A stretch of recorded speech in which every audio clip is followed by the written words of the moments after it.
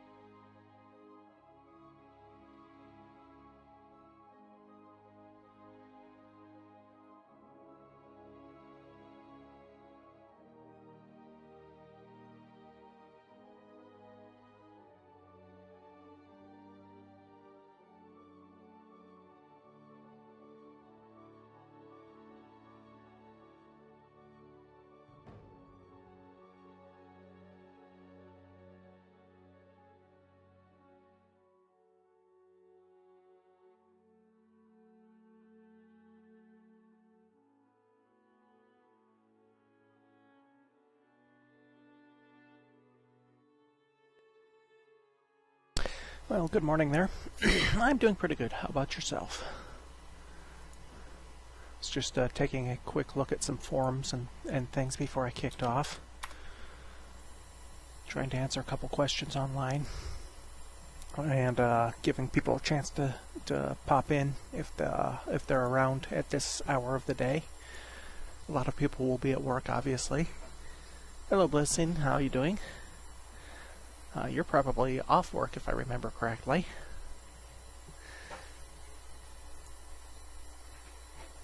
Remember correctly, you're from over across the other side of the ocean.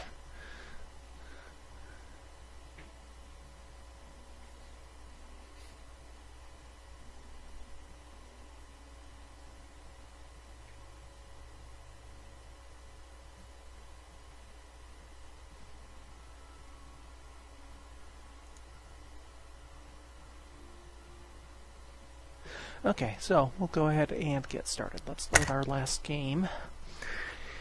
And, oh, okay, nope. Okay, you're from the overseas. I knew I had somebody from... actually, I've got people from just about... from my various streams from all over the place. Some Swedes, some over in Germany. I had one from Taiwan, I think, in one of my playthroughs. It might have been the Distant Worlds, but I suspect it was the Europa Universalis. Some Brits. Yeah, I saw that, and I just remembered one of my followers from the last Distant Worlds stream was from over in Germany. So yeah, kind of an assumption on my part. Okay. There we go. And yes, I remember the boss, you mentioning me naming, should have named one of my ship designs for Boston. I remember that. So, it'll take a moment to load in, and we'll do a quick recap. Glad to see, I've actually got a ton of...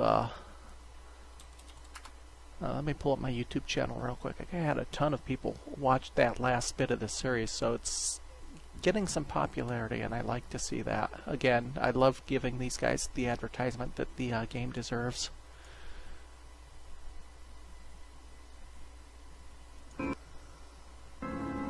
Okay, so it starts out paused. Let me take a look. Okay, 69 views on my very first first episode of this series that I streamed. It's tapered off down to 20 and down to as low as 15 on one of the last session, but that's fine. It's advertisement for the game, and that's never a bad thing, assuming I'm not totally butchering the game and making it look bad.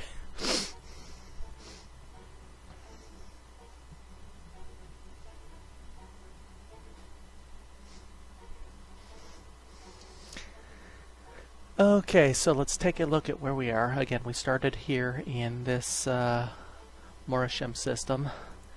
And by the way, you can go in and actually rename everything in here.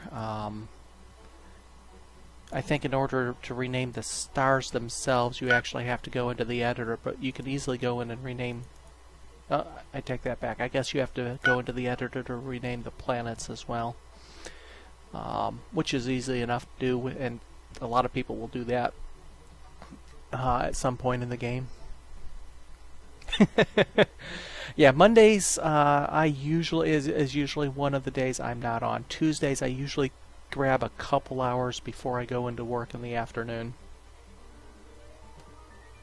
Oh, good to hear. Wednesdays and Sundays are my primary stream times, with a little bit of time added Tuesday morning through early afternoon, and maybe Thursday afternoon as well. That all depends. So we're here. Here's our initial colony. We have not researched colonization yet. We have entered a crash research program for colonization. We're about 70% complete, so it will be done theoretically sometime this session. We do have a second colony, and this is a colony that we did not even attempt to take. They just saw us and they decided they wanted to join us. They are the same race as we are. They were an independent colony. Maybe they saw all of the pirates around and decided they needed some protection. I'm not sure, but at some point at the end of my very first day of playthrough, they joined our fledgling empire. So we have 2 colonies right now. If we open up the potential colonies here, there are a couple that we are looking at. Now, this one's going to be tricky. There's 2 colonies in this system here that we're looking at. However, this pirate faction, who is no longer a pure pirate, they're actually an empire pirate race now, are working hard at claiming this planet here, at which they already have their first 2 fortresses and are 25% through claiming the planet entirely. And this one here, they don't have any facilities on yet. So this will be the one that we try to grab when we can. And what I might do on this one, we haven't done this yet, I might send a troop transport. We already know that they're friendly to me and would likely join the colony. And I wanted to wait till we got actual colonization capability to move in on them. I might not wait. I'm not sure at this point. We'll see how colonization goes. If it finishes relatively soon, we might just hold off. But if it looks like they're getting their pirate base down on it, then we might make a move for it with a invasion. It'll make them a little less happy, the native population a little less happy early, but they'll ultimately won't be too much of a problem. We haven't designed a troop ship yet, so we'd have to do that. I'd also have to build some troops. It looks like I have troops. I don't remember. Oh, that's right. The Shandar militia up here in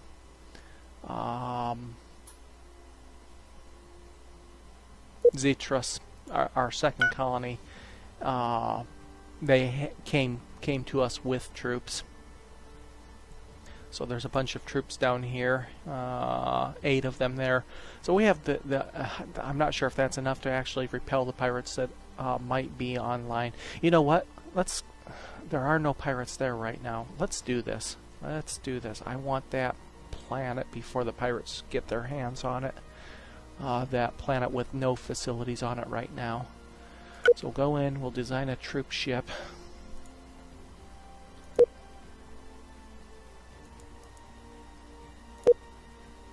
We don't have any right now, so we will we'll just do this from scratch. It won't take too long. We'll create a new design, troop transport. We will give it its command center first.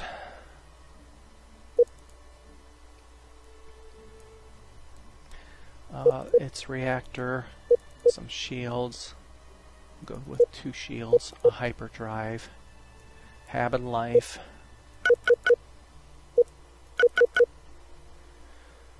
Fuel storage. I'm not sure what kind of range we're going to need on these. I'm going to keep them fairly short ranged for the moment. Nice. 4-day weekends are always nice.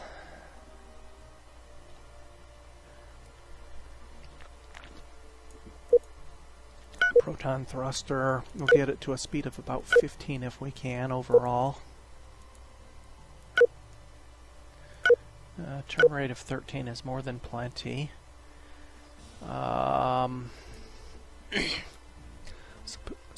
Cast off troop transport ship. The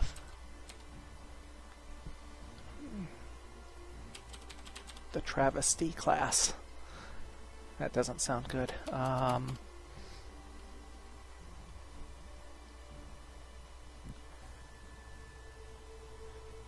me think for a minute.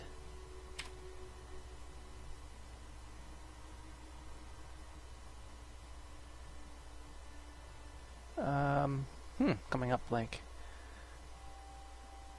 The Trinity class. There we go. And then we need some troop modules. Now this is where I have, I've done this before. Let's see, each one has a capacity of 100. Overall size, they're fairly small. We'll go with a total of 8. Let me save this temporarily. I have no idea what the size of a individual troop is.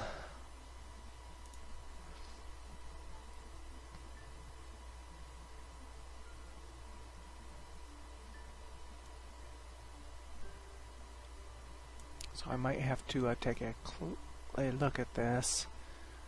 We might have to do some trial and error here.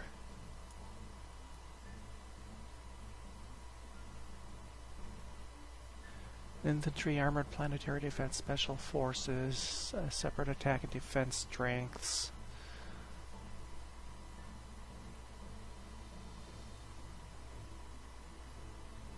Troop loadouts for ships and fleets. You can specify the preferred loadout. That's in the automation process. We're not doing that right now.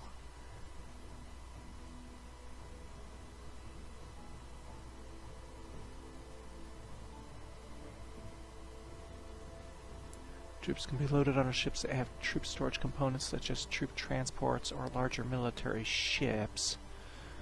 Let me go back to the design here, edit that, and look at the actual troop component. I think a troop is 100 in size, but I cannot remember.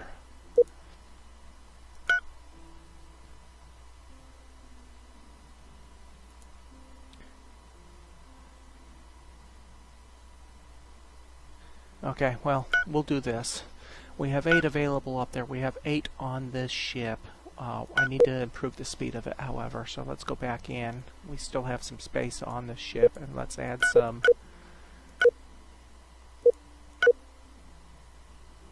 We've got shields. We'll add a little bit of armor, and we'll call it good.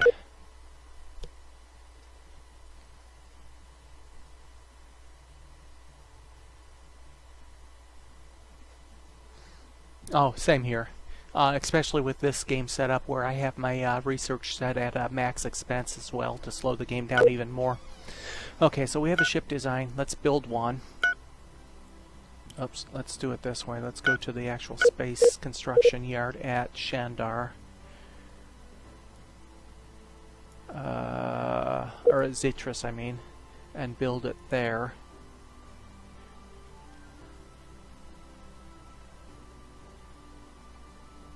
Oh, that's the planet. I don't want the planet. I want the construction yard, medium spaceport. That's where I want it built. I'll let that build, and then we'll see how many it can carry.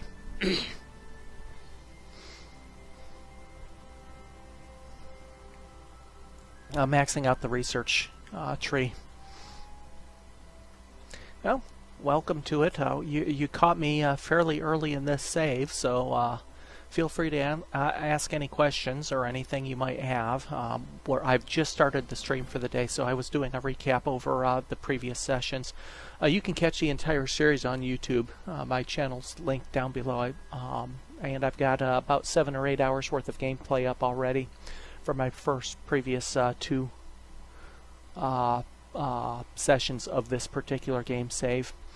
So now here's the other thing about what we found out. Right now, all of these circular areas are other empires that we have discovered the homeworld of. So we've got one here. We've got a bunch fairly close by, a few up further away. We know of a total of about 24 empire races right now, and another 20 or so pirate factions. No, it gives a very the way I have this particular game set up, a very sense of progress when you complete a research project. For instance, right now I can't colonize other planets. Once I get that, that's going to be a huge boost to what I can do in this game. And we've gone. Where's my calendar? I might have to pop out and reload. I lost my calendar here. We can't see what game date it is. We're about 28 years through this save, and we still don't have colonization capability. Now, mind you, this particular game, while I'm talking, I'm going to restart this because I have no idea where we are in the game date-wise. 2130, so we're 30 years in. So let me save this, and we'll pop right back in. This particular game setup was an Age of Shadows as a standard empire, which means that I started out as a pre-warp empire on a single planet with no space capability. I had to do absolutely everything from scratch. Could not leave my solar system. For me to just explore the planets in my solar system took quite a bit of time. It took me about 14 years or so to get my first primitive hyperdrive to leave my solar system. I now have a better hyperdrive, so I have a much better range to explore the galaxy. I still don't have colonization, although I'm about 70% through the colonization research tech. Okay, that's saved, so I will exit and jump right back in, and hopefully that'll clear that little bit of an issue up. There's 3 different, and I'll display the tech tree here in a minute. There's 3 different research areas, and you can research one tech in the weapons research area, 1 tech in the energy area, and 1 tech in the high tech and construction area simultaneously. And I have multiple items queued up in those research trees as well, so that it will progress through. There are some racial specific techs that only certain races can research, which is nice. There is you can play this game with as little or as much automation as you want, which is nice. It can be a bit overwhelming if you jump in and play the game the way that I've started this particular game out. I've got absolutely everything on manual control. You can go just the opposite. That's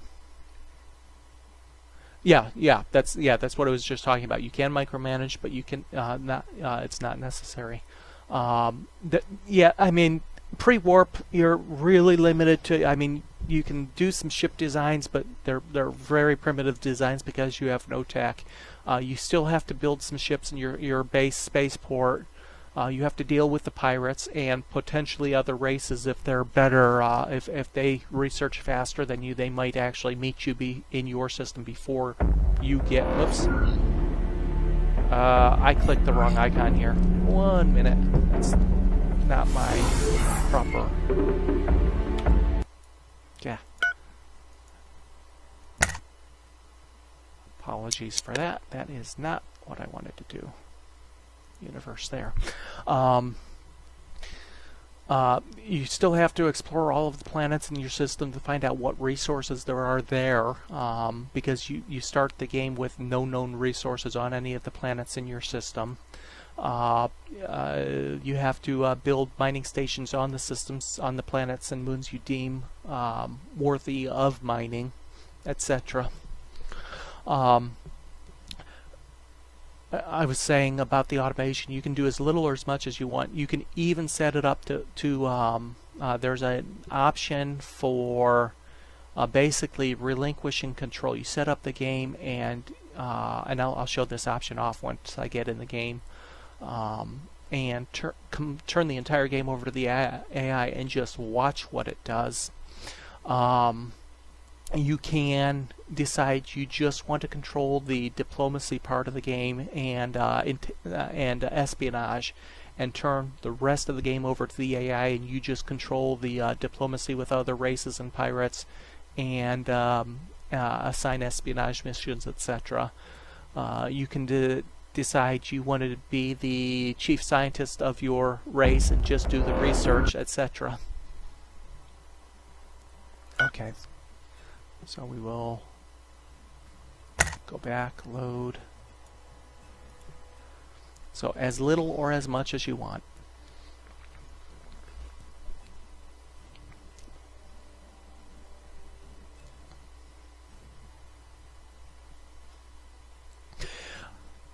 I like this particular setup. Like I said, I went on full manual in the early game. Now again, Age of Shadows, there wasn't a lot to do, so for me going full manual isn't a big issue.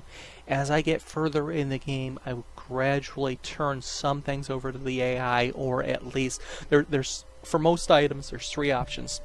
Either, for instance, ship design, either you control, the AI controls, or the AI has advisors and they make suggestions to you and allow you to act on those suggestions as you see fit. So there's kind of a third option in there that you can use as well, and that's what I'll end up using through a good part of the game once it gets extremely busy.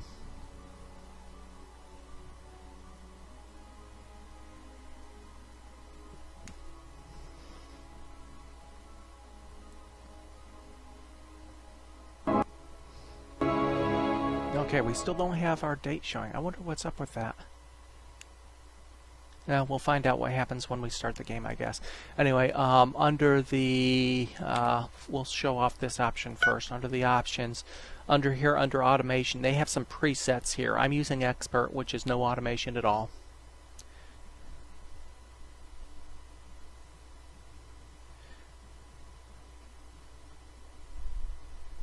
Well, it'll depend on how busy things get later on. It isn't so much the boring parts.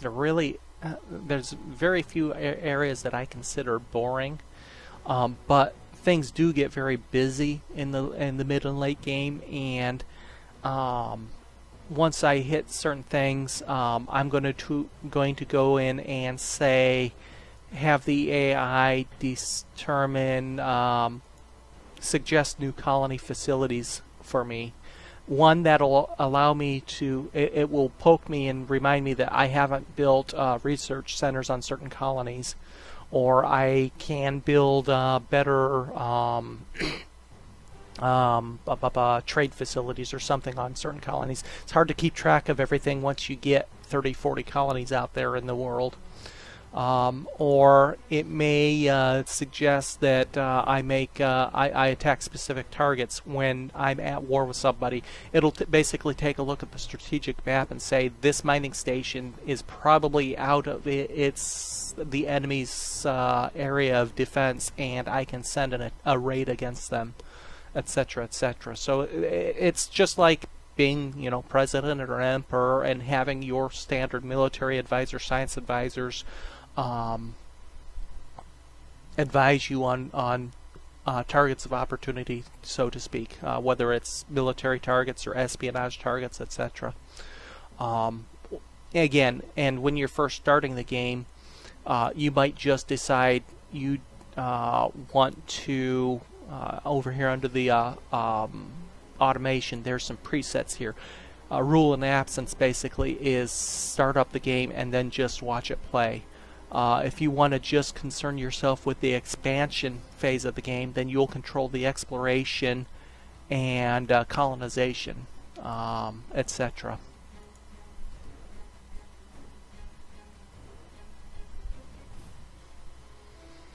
No, you really don't have to grow too much. Now you'll have to control. Now it depends on. Okay, right now I actually have victory conditions set up, and in order to actually win the game, I would have to achieve these some of these victory conditions, which does include growth. However, there is a sandbox mode where you set up no victory conditions at all, and then you can just sit there in your little.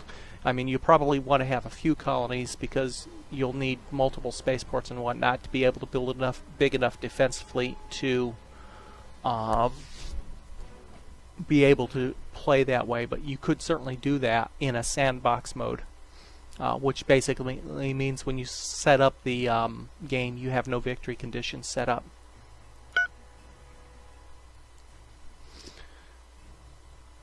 The other area here is under the Empire Policy screen. You can fine-tune even more your automation here.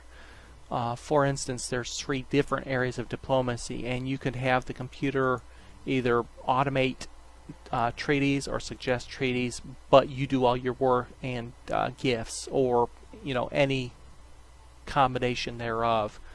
So this is more of a fine-tuning of your overall automation policy set up in the options screen. You can do the same thing with economy, intelligence, espionage, colonization, facility building on the colonies, and you can even fine-tune them more by having certain population requirements before the AI decides it's ready to build a naval academy or an ion cannon or anything else. Tax rates. This is one a lot of players will just automate, and at some point when I get enough colonies, I might do that. Research and design. Same thing with the design. You can set it up for the AI to manually design your civilian ships while you concentrate on your military ships and automatically design them yourselves, while the civilian sector controls the design of the civilian ships. Construction of your military ships, you can set up proportions you want them built. For instance, if I wanted 5% of my fleet to be carriers and 10% capital ships and 30% cruisers and 50% destroyers, I could put those numbers in there, automate it, and the computer would keep that ratio intact. Troop recruitment, warrant attacks, fleet size, formation, etc. All that can be automated or manually controlled. And again, this early in the game, I've got everything on manual. I was going to show off the tech tree. So there's 3 different areas. You've got your weapons, which includes your ground troops all the way up through your ship and starbase weapon systems, starfighters, etc. You've got your standard. You've got missiles. You've got railgun type. You've got energy weapons, blasters, tractor beams, starfighter, all of those types of weapons. And then down here at the bottom, you have all your ground combat portion of the tree. Under energy and construction, this is all of your nuclear reactors, fission reactors, and engine type stuff, and also your construction type stuff. So this will govern your ship size, your mining rates, and all of your maneuvering and thrust engines. And then high-tech and industrial is all of your computerized type stuff. So your target tracking, your ECM, your sensors. Colonization comes under here as an industrial. Transport systems, storage systems, crew systems, all of your basic computerized stuff. So there's 3 different areas of research, and you can have one active tech being researched in each area. So right now I'm working on improving the size of my ships by doing the component prefab. You can also queue up, and let's see if I have anything queued up here. I don't, so I'm going to go ahead and queue up enhanced shields. So as soon as prefab is done, I'm going to work on shields, and I'm going to come down here and work on accelerated construction, which would allow me to build the Bakuras high-speed shipyards, but it looks like somebody has already done that. Oh my. Who's done that? You can only have one. That can't be right. Well, we'll queue up damage control then. Under weapons, we're doing improved missiles, and we should have something else queued up here. Tactical interceptors, which will allow me to build my first carrier.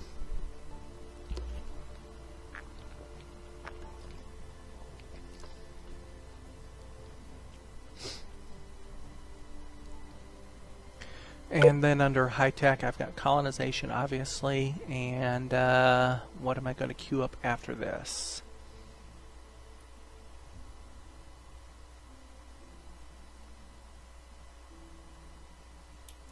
We'll get the enhanced storage, which will improve my existing cargo bays and fuel cells, give me a little bit more range and cargo capacity on my existing ships. And coordinated control will give me a savings on all of my ships. Okay, so there's the research. Now here's another thing that's different between this game and any other game of any genre that I've seen. You've got 2 separate economies in the game.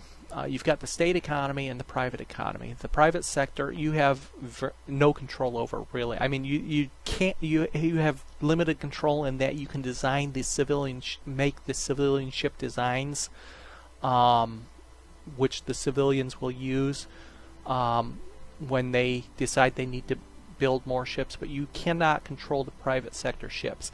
You can see down here, right now my private sector has 23 small, 18 medium, 12 large freighters. They also have 6 passenger ships, 3 each of the gas and mining ships, and the mining stations. Now the mining stations is about the only thing you do have direct control over. I build the mining stations and then turn them over to the civilian sector, and they worry about ferrying materials from those various stations back to my colonies.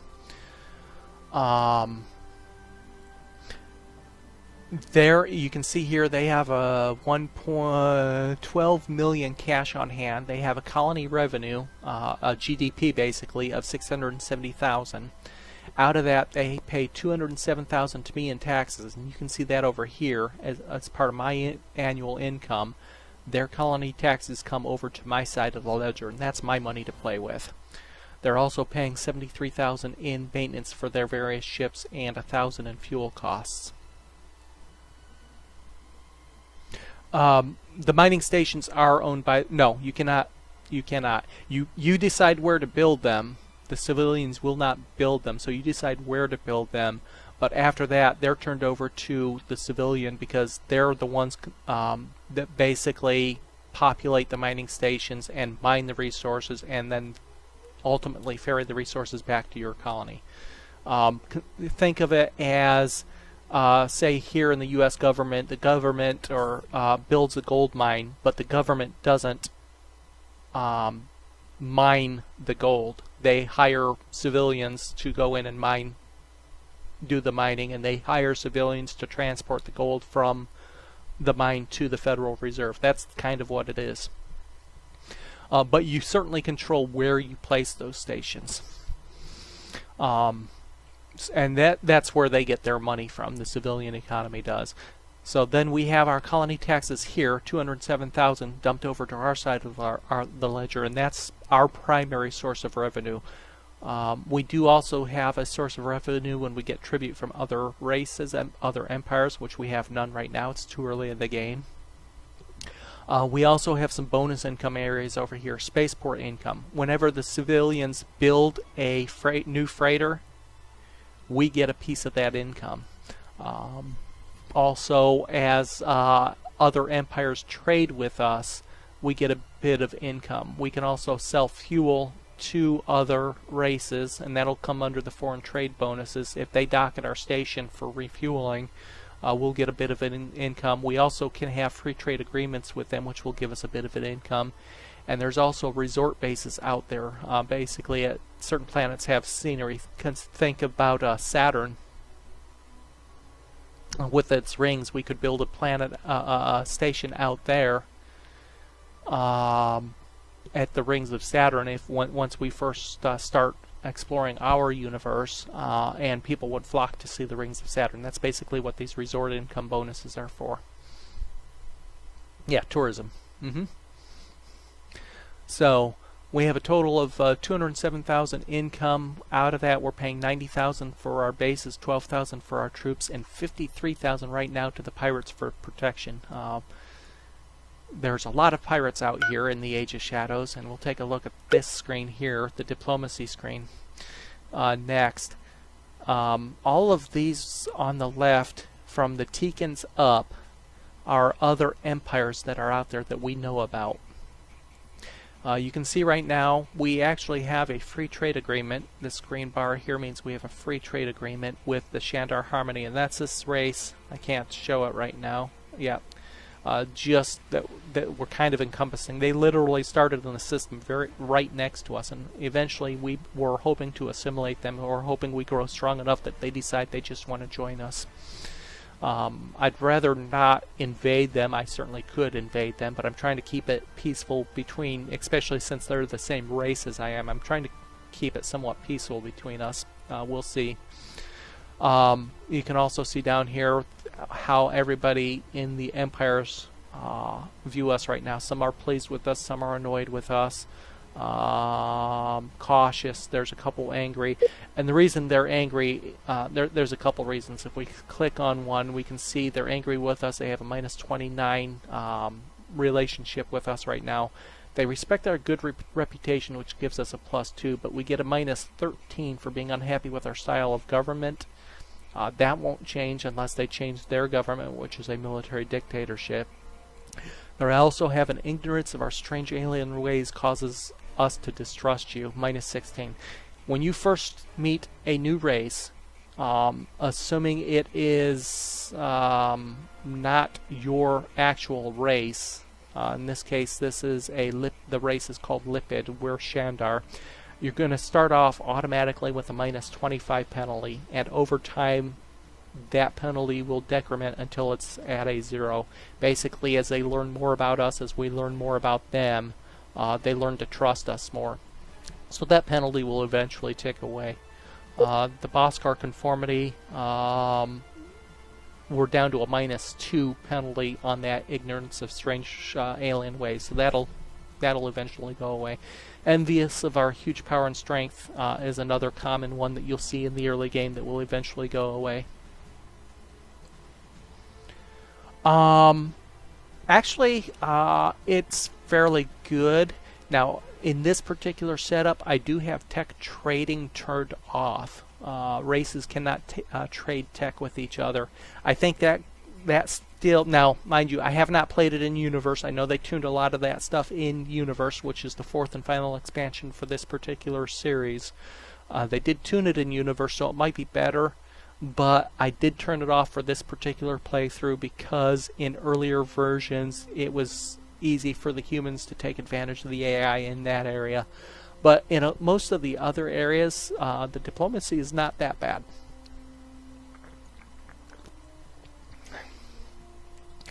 Okay, now here we've got this race selected. You can see that they're friendly with a lot of races already. They also have protectorates with the Dilaria, Conformity, and Mutual Defense packs with the Gazeria Hive, the Gazerian Collective, the Malarian Collective, and the Bhaskara Hive. So they're doing quite well in getting, and I suspect that one of that race's victory conditions, and we can take a look at it here. This is the Bhaskara Conformity. Let's open up the victory conditions. I suspect one of their racial victory conditions is to have a lot of mutual defense packs and things. So let's scroll down here. Bhaskara Collective. But where are they?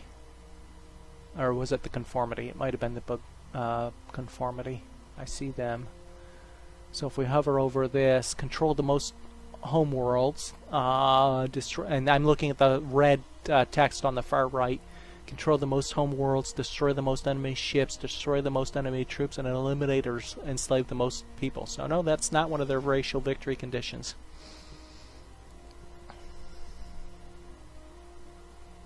Yes, yes. Now you can still steal research as well. And I haven't gotten into that because I've been using my espionage agents to actually find the homeworlds of these races that we know about, but we don't know where they live yet. Okay, so these are the Empire races from the Teekans up. So there's 1, 2, 3, 4, 5, 6, 7, 8, 9, 10, 11, 12, 13, 14, 15, 16, 17, 18, 19, 20, 21, 22 races that we know about right now other than ourselves. Now, of those, the Ancient Guardians are a storyline race. If we take a look again at the victory conditions and take a look at the military strength, these are the Ancient Guardians. They have 86,000 firepower. This is us, our firepower. We have, I don't know, what is that, 5,000 firepower or something like that? Again, they are a storyline race. Especially in the early and even in the mid game, you don't mess with them. They'll play a part as the storyline unfolds. We do know their home planet is right here in the middle of our territory, and in my experience, they usually start really close. For some reason, I don't know if it's just luck of the draw or what, but it seems to me in just about every game I've played, they always start somewhat near the player race. They only have one planet. Again, I don't know. I don't know if that's design or just luck of the draw, but they always seem to start within a few hops of your player race. Okay, so that is the Empire races. What was that, 22 I said? Now let's scroll down a little bit more. And in addition to the Empire races, we have, it looks to be about 15 or so pirate factions. 1, 2, 3, 4, 5, 6, 7, 8, 9, 10, 11, 12, 13, 14, 15, 16, 17, 18 pirate factions. Now in this particular game, this is an Age of Shadows pre-warp game. You start pre-warp. The pirates start out slightly more advanced than you.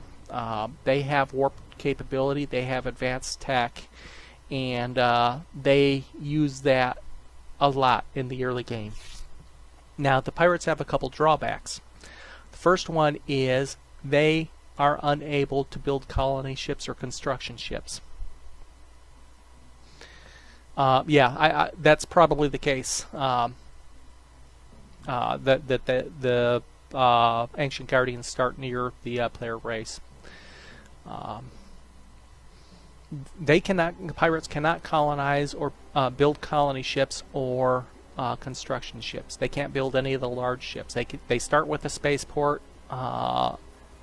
and work from there. The spaceport is usually a large spaceport at a gas giant, and that's their home base.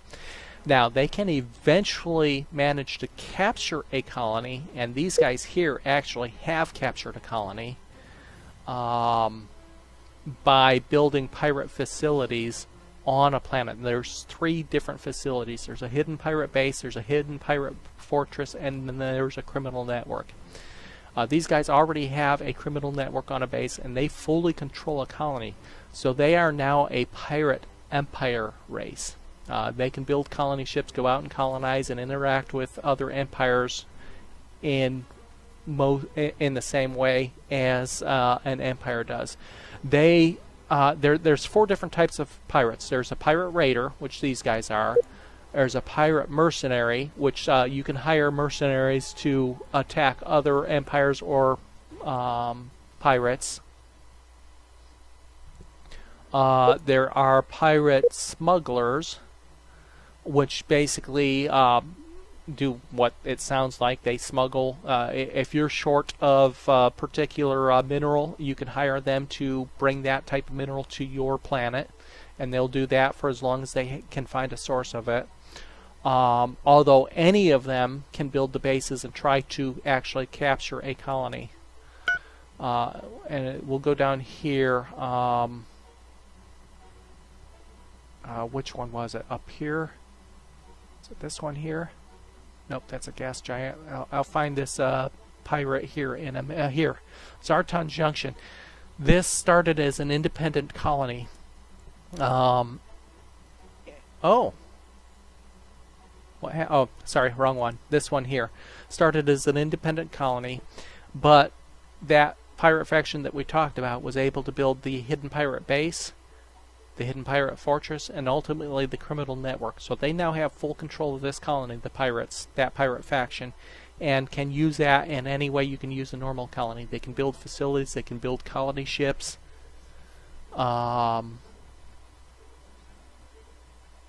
Yes, yeah. Scalable zoom is nice, and it zooms to your cursor too. So I go here, and if I move the cursor over here and zoom in, it will zoom in on this system and on this planet, and wherever I have that cursor, it is where it will zoom to, which is nice.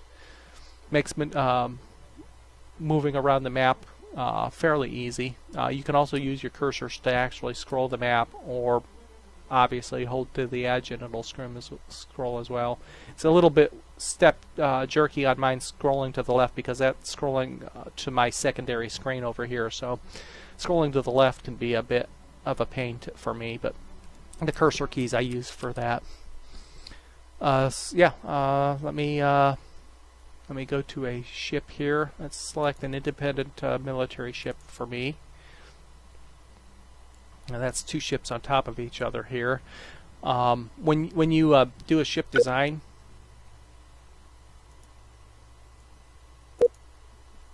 let me pick one of my designs here. Well, let me just do a new one. I just won't save this one. There's a bunch of different designs you can choose from, and you can add your own, and there'll be packs out there. I'm sure there's already packs out there to where you can pick the design you want. And these are the ones stock with the game. Some of them might actually come in the one mod that I'm running, which is a 40 race mod, which basically extends the game to 40 playable races. So some of these might have come along with that mod. There's some Star Trek mods out there. There's some Babylon 5 mods out there already from earlier games where the ship icons I'm sure will transfer straight over. Okay, I think we've taken a look at all the basics. Let's actually start the game. We're just about through the first hour already. It's going to autosave here soon. Now, this is basically a standard tactical military overlay that you might see on a modern-day military ship. The graphics aren't designed to be, mind-blowing or anything. It's designed to be a strategic/tactical military game. The circle icons are your civilian ships. The triangular icons are military ships. Square icons are going to be your construction ships, and no, they're not racially locked.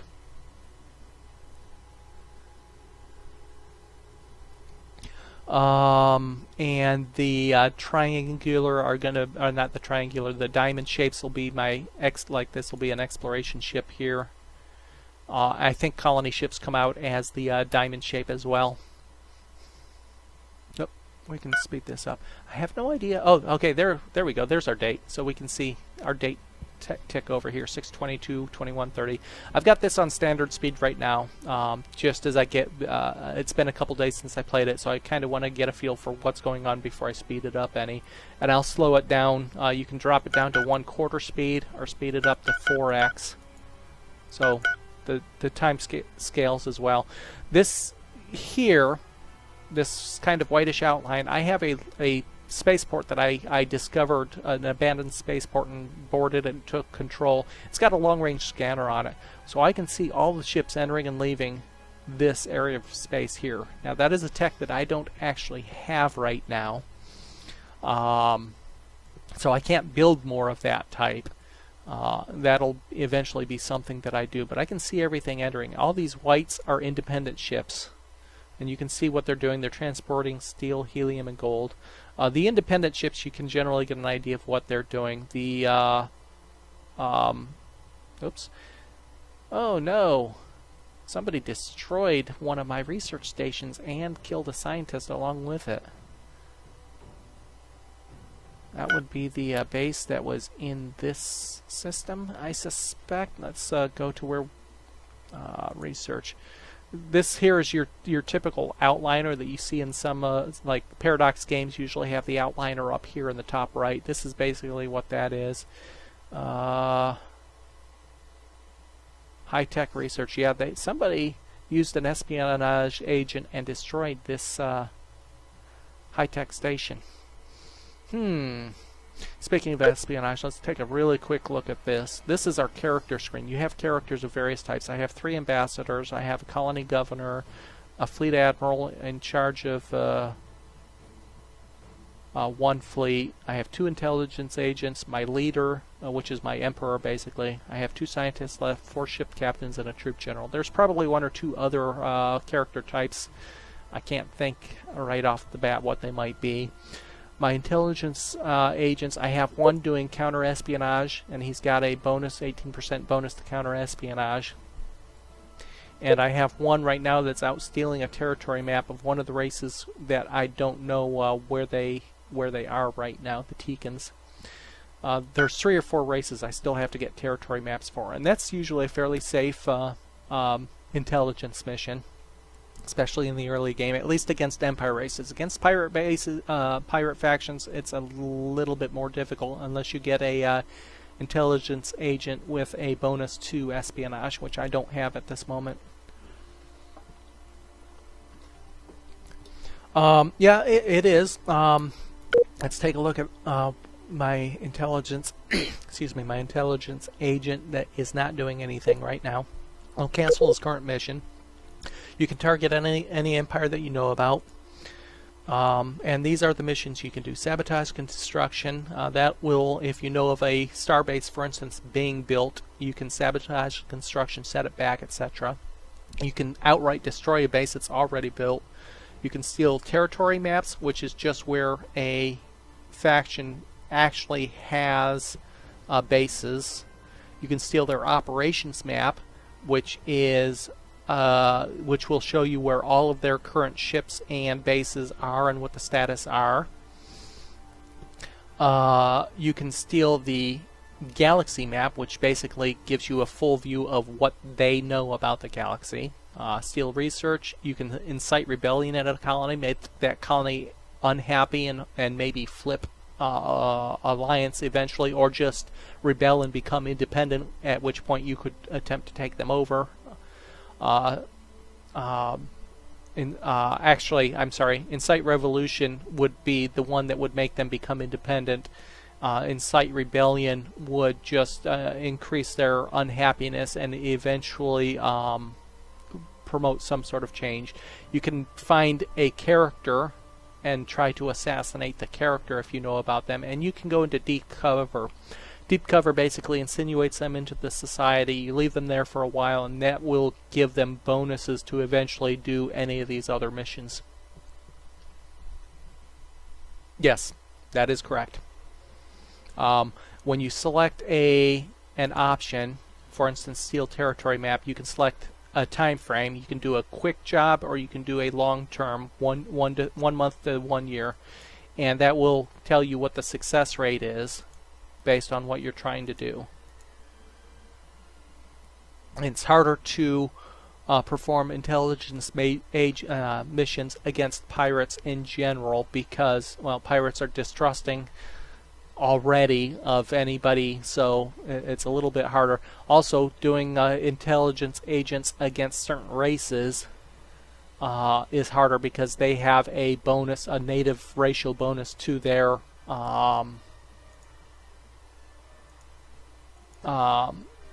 intelligence missions. So we're going to put him back on counter intelligence. Yeah, he failed, but remember, I've got one counterintelligence agent trying to fend off 35 other races at this point. Eventually, we'll get more intelligence agents. Those are the two that we started with, I do believe. Or we might have started with one and picked up one along the way. Okay, looky here. We have our Empire Pirate faction. Okay, that's a construction ship. I would love to capture them, but it wouldn't really do me any good to do that. If this was a pirate faction that did not control a colony and could not build a construction ship, this would be ripe for me to try to capture, because it severely hinders a pirate faction, because they can't build them. They can capture them, and a lot of times that's what they'll do, but most of your pirate factions start with just a single construction ship, and until they either capture or grab a colony, they can't get another colony ship. But the other thing is I really don't want to piss off this pirate. They're way, way, way stronger than I am at this point. And they have a colony, which is even worse. Okay, so start time up again. All this time, and we've got only 3% toward construction because it's been paused as I've gone through all the screens. Okay, we've got a retrofit of our frigates now. Yeah, we had, at the end of the last session, we had destroyed one of the pirate spaceports out here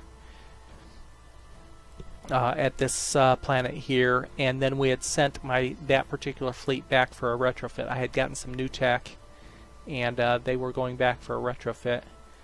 This fleet is going to continue to defend. They lost some ships in the attempt to destroy this planet, so I'm going to have to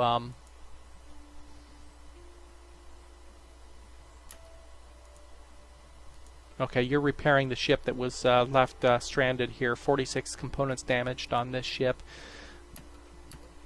So that's what that construction ship is doing. You use your construction ships to build mining stations on the various planets, resort stations,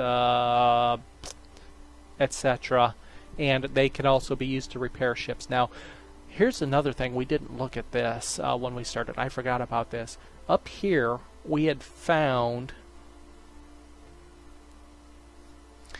a whole bunch of damaged ships that were just stranded in space. These are there's a cruiser which is bigger than any ship we could build. These are all advanced ships that were damaged at some point in the ancient past and just left adrift here. This here is a devastation moon. It's a super weapon, a planet buster, basically. And we can see there's a pirate out here trying to repair that planet buster and take control of it. What I'm going to do is I'm going to repair a couple of these other ships, take control of them, and then blow that pirate construction ship out of the area and try to finish rebuilding this world destroyer. The thing is, if I started repairing it right now, I was watching another YouTube. I've never come across multiple races trying to repair the same ship before, and in one of the YouTube, or maybe it was on the forum, I don't remember which, that I read or was watching, somebody, I think it was Larry Monti's series actually, his Boscara series. I believe he had competing ships repairing an abandoned ship, and he did not get control of that ship. The whatever other Empire pirate, whatever it was, managed to get control of it. And it might have had something to do, there were a couple theories going on, it might have had something to do with the area of influence, because it was in the area of influence of another race. So that might have been, or it might have been another race had started and or done more of the repair. I don't know. So at this point, what I plan on doing is getting as many of these other ships as possible. Repairing them will be much quicker than the World Destroyer, and then I'll have an advanced fleet that I can use to kick that pirate out of that system.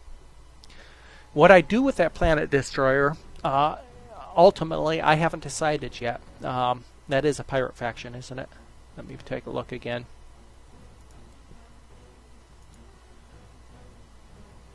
Yeah, that's a pirate faction, the Dark Salvage faction. If we scroll down here, we can take a look and see that they have 144 ships and 5,000 firepower. So they outnumber me and pretty close to outgun me. It might be close right now, but I'm not ready to take them on. Well, I'm playing this through more as a peaceful thing, so I don't know if I'll do that or if I'll disassemble it for a huge tech boost in something. Or just use it as a threat to the pirates. I'll certainly use it against any pirates that I come across that have pirate colonies that I can't recapture. I have no problems killing pirates. So I have a couple construction ships out there doing that. If we look at our outliner, these are my exploration ships. They are all busy. My construction ships are... Oh, I've got one not doing anything.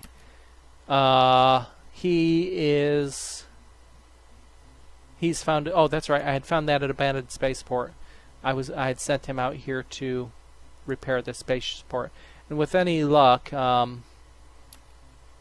this spaceport will also have scanners on, and I'll be able to see anything moving through this area of space. It's kind of desolate, but it'll allow me to keep an eye on things.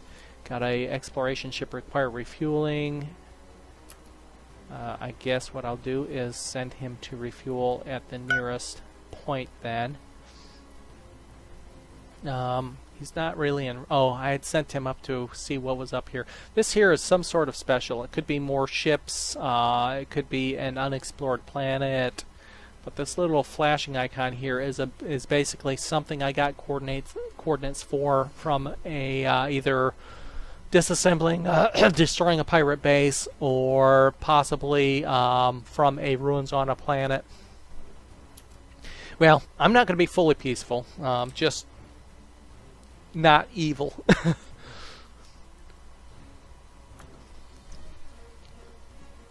Okay, just about 80% through colonization. We're getting there. My goal is to get my first colony ship built this session. I'll be running a couple hours today, probably another 3 hours today before I decide to head off toward work.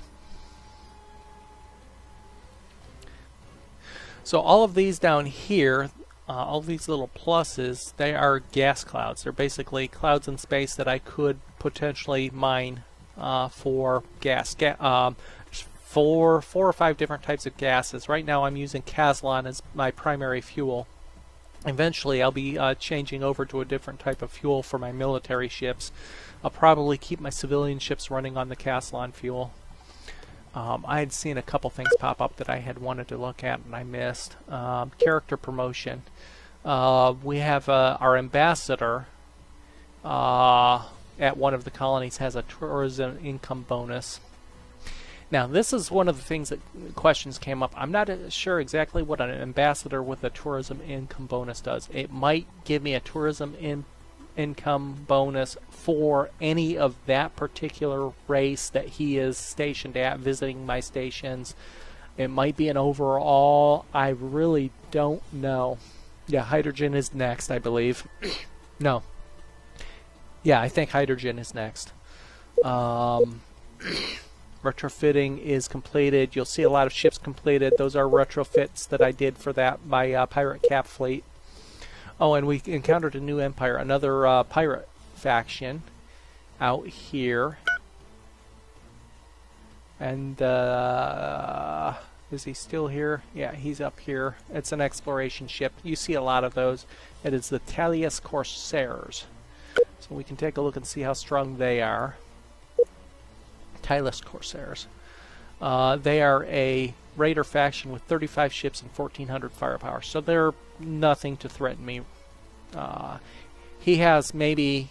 He maybe outnumbers me total on military ships. That's close, but I certainly out-firepower him. So if he were to demand payment for protection, I would say hell no. Speaking of pirates, we are kind of at war with one pirate faction right now. It's the only pirate faction. It's this one up here. It's the Cruel Corsairs. He has one large spaceport that I know of right now. And look at this. He is building for 12 ships with 26 more ships in the queue. Can we see what the ships he's building? We can. Oh, that's good. So this is a... no, we can't see what ships he's building. Okay, we can't see the design of the ships he's building.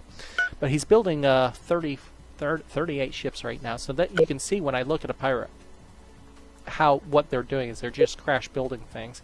But their designs, this particular faction, are fairly weak. But he can put out large numbers. He's got 39 ships right now, only 400 firepower. We just put a major hit on him by destroying that spaceport that we did. So we're going to aggressively try to eradicate that race. And speaking of eradication, let's see if we can get some mercenaries to help. We're going to come down here and we're going to assign a mercenary attack on this spaceport here. It's going to cost us 64,000 if somebody manages to do it. If they don't, then we won't have to pay anything. But I'll take some support if I can get it to get rid of them. They've been a thorn in my side. They were the very first pirate faction that we encountered. So they're the first ones we've been paying protection to and been paying protection for a while. Yeah, okay. Every weapon has its drawbacks and benefits. It really comes down to what you're facing. If you look at the tech for rail guns, if you take a look at it, first of all, they start with a -10 targeting handicap, so they hit a little bit less frequently. Obviously, you can counteract that with your research. But they also have the unique ability to partially bypass shields and directly damaging the other components. They're also less effective against armor. So if you come up against a heavily shielded but light armored target, a race using a design that way, then railguns are outstanding. And of course, as you get down the tech tree, they improve even more. Let me look at the right tech tree here. Where'd railguns go? Down here, you get range on them. Massive projectile arrays are very nice railguns. They still have the same drawbacks and penalties, but their speed of attack of 150 is huge. And then you get into the super heavy mass drivers, which are very nice guns. So certainly as you get further in the tech tree, they become extremely viable. But again, you kind of tailor your weapons based on the designs of your opponent, and that's the nice thing about having the multiple types. Right now, I am actually facing a race where I would consider using railguns, one of the pirate factions. Missiles are very nice as well because of their huge range. I love the missiles. And I certainly, most of my games, I take that as my early game research. That 540 range or so. Put those, especially put missiles on your spaceports and even your mining stations. Put a couple missiles on your mining stations, and they can fend off attacks from the pirates. Speaking of which, I haven't done that yet, I don't think.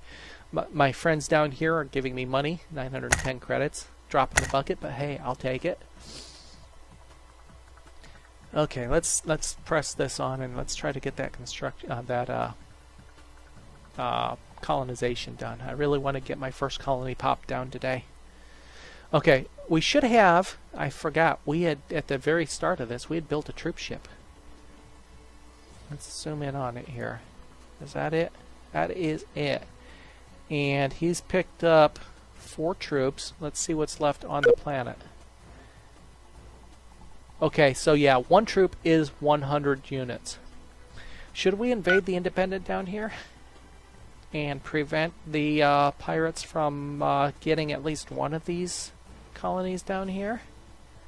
Let's take a look. He's already got troops down on planet, the pirate does, but he has no facility on it. I think we are going to make an attempt at that. The thing is, I think it's going to piss these guys off if I do that. And I am not really ready to fight these pirates. Ugh. Decisions. Is there another independent colony that we could maybe land at that doesn't have that particular faction?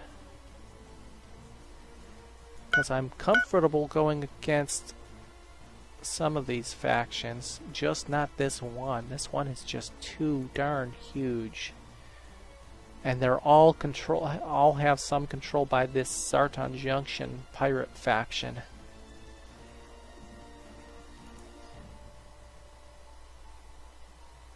Zibon Junction Buccaneers. Yeah.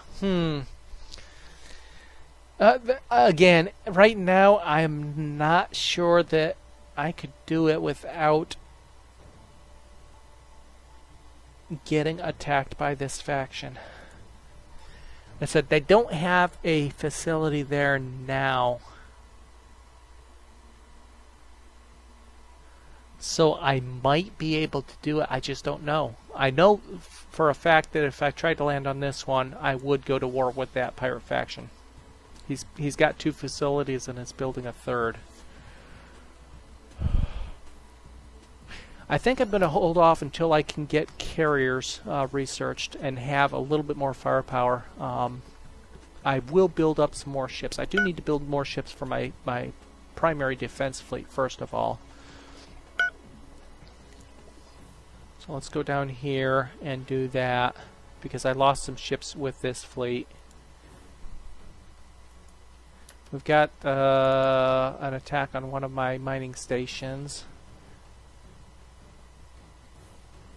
Oh, wow, he's up here now. That's not good. Oh, that's a different faction. Let's I don't want to lose that gas station there. Let's buy this faction off for now. Go into diplomacy. I have excess income, so was it the Gezira Bandits or the... No, yeah, it was the Geziran Bandits. I really can't afford to lose that gas station right now, so let's buy them off. We'll pay protection for them.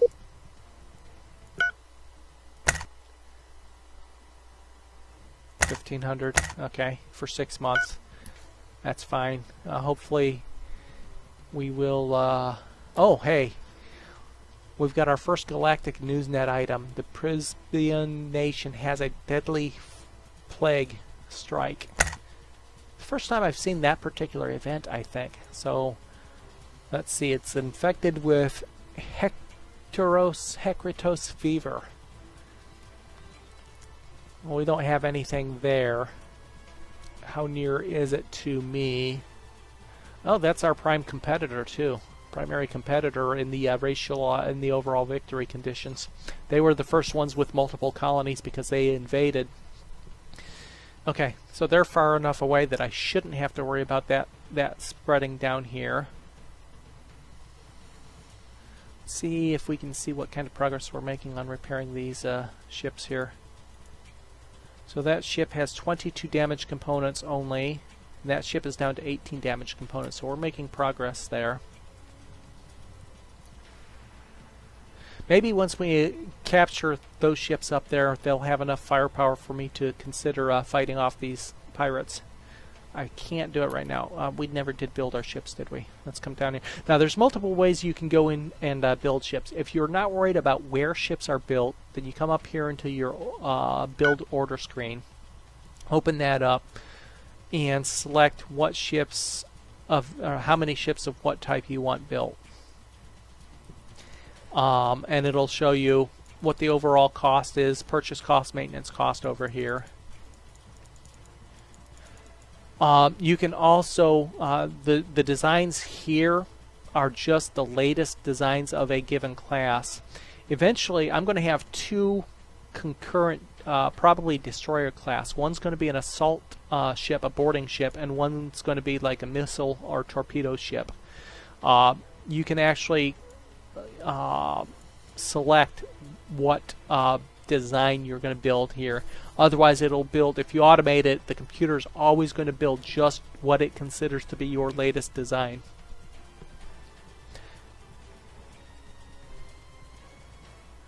Yeah, a heavily shielded. See now again, heavy. If they're heavily shielded, then I would certainly go with the railgun because the railgun bypasses the shields.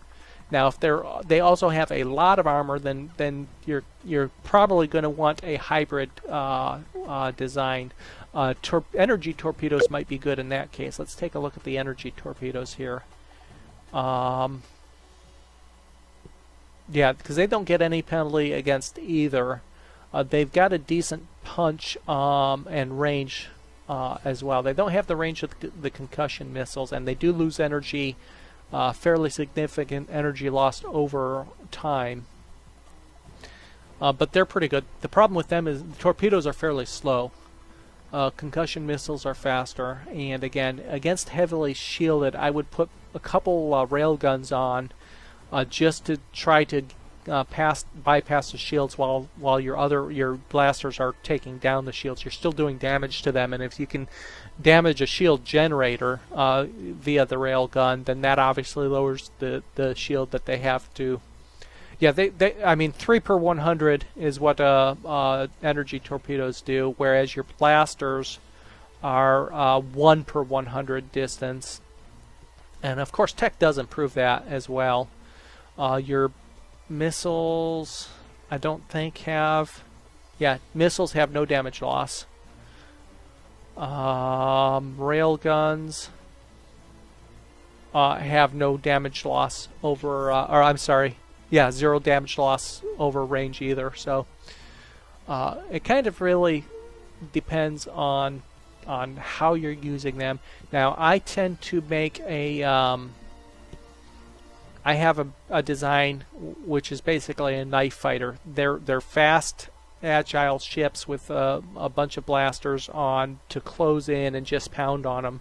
And then I have a standoff destroyer frigate class. I think is my no. I think my frigate is my knife fighter. They're fast and they close in with the blasters and pound on the shields. And then I have some standoff that are the missiles. Right now they're missiles, and with some longer range blasters. I mean, they have a couple blasters on them as well, but I rely on the frigates to close in using their speed and damage them. I also have the other thing you can do is put a gravitic weapon on. They completely bypasses shields and armor, but they're a very close range weapon. Max range is only 150. They also have a high energy. So what you might do is put a single gravitic weapon on and some railguns if you wanted to do a build like that. The gravitic weapon has a chance of knocking the shield generators out directly and allowing your railguns to be even more effective that way. Or your blasters for that matter. I think I have a gravitic with my blasters, but I haven't researched railguns yet. Anyway, as far as building, so you can use the build screen, and that will take all of your spaceports of availability and build that way. Or you can come in here and do an individual spaceport. Click on it, open it, and go to the construction yards and order ships this way. And this particular spaceport can build 12 ships at a time. So I'm going to build and reconstitute this fleet. We're going to purchase 4 destroyers, 6 frigates, and 4 escorts.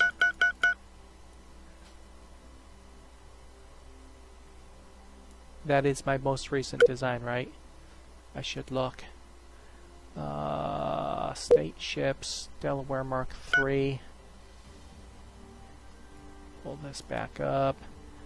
And Delaware Mark III, yeah. So those are my most recent designs. I like the tractor beam for assault ships. If you put assault pods on for capturing enemy ships, the tractor beam will grab them and hold them in place and make sure they can't escape so that your assault ships can land. But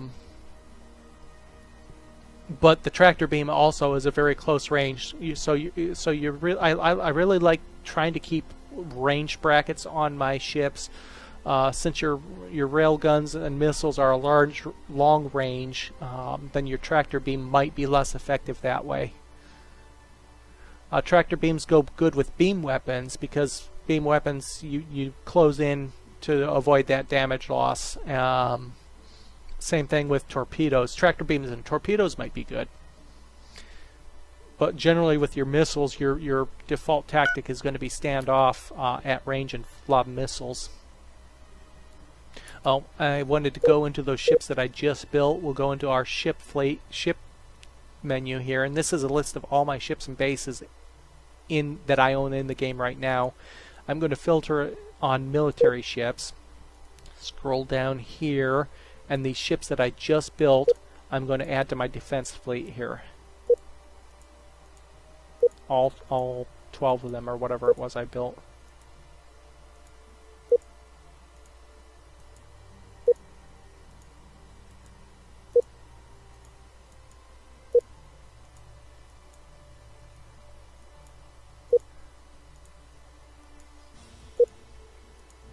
So this will be a fairly beefy fleet in firepower, and I might be able to use them to defend against that other pirate faction that we're kind of nosing around right now. And then I also want to turn them all off of automation, I think. The fleet has its own orders that they'll follow. Own automation orders. I think I want to disable the automation on that troop transport right now as well. Okay, so those ships will build. And that fleet will be 20 strong right now. And you'll see the firepower right now on the fleet. Let me open up that fleet. Right now that firepower on that fleet is 360. As these ships come out of construction, you'll see the firepower of the fleet go up. It should be around, I don't know, 800 maybe by the time the fleet is done. Possibly.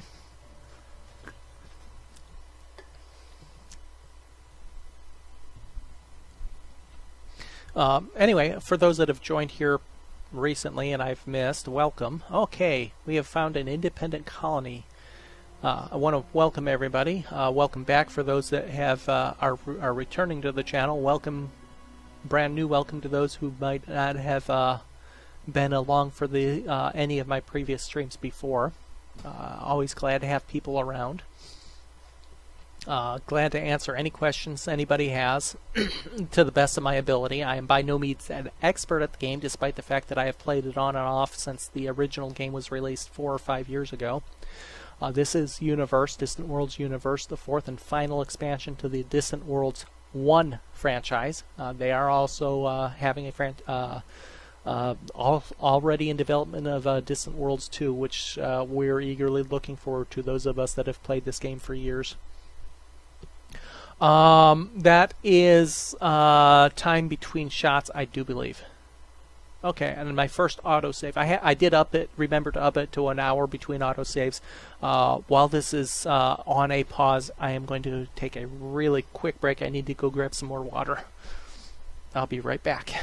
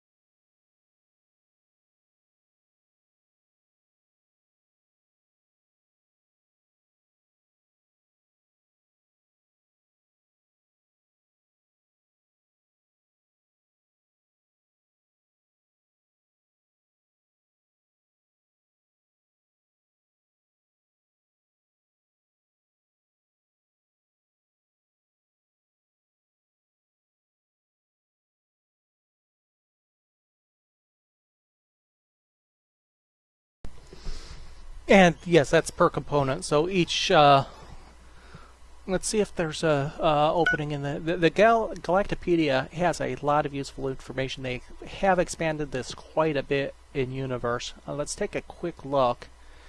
It's not an answer I know with 100% certitude. So let's see if it's in here. Let's go. Let's pick up a. Guess it would be under weapons, maybe. Torpedo weapons. Let's look under beam weapons. Let's see what it says. Higher rates of fire. It doesn't say.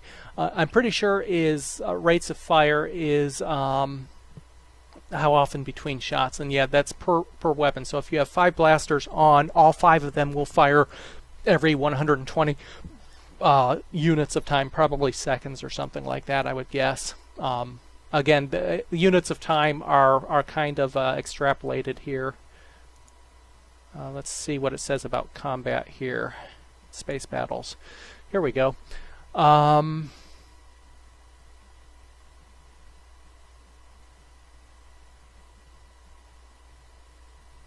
Initiating an attack. Defensive technologies. Attack technologies. Okay, beam weapons cannot maneuver or change course once fired. They usually have a shorter range but a high rate of fire and higher speed and can cause more damage. So